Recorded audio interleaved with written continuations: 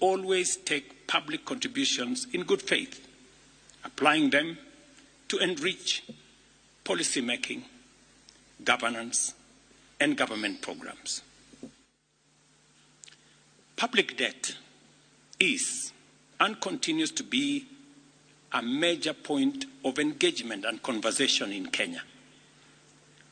I have today appointed an independent task force to carry out a comprehensive forensic audit of our public debt and report to us in the next 3 months.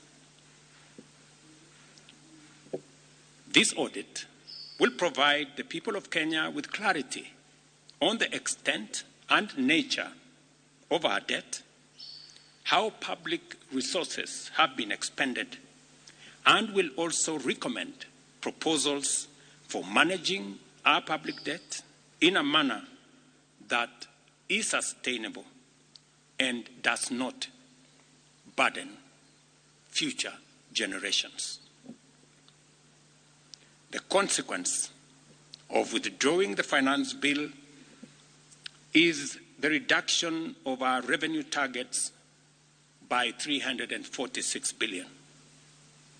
Over the last few days, our Treasury team has been assessing the adverse impact of either reducing the budget by 346 billion in full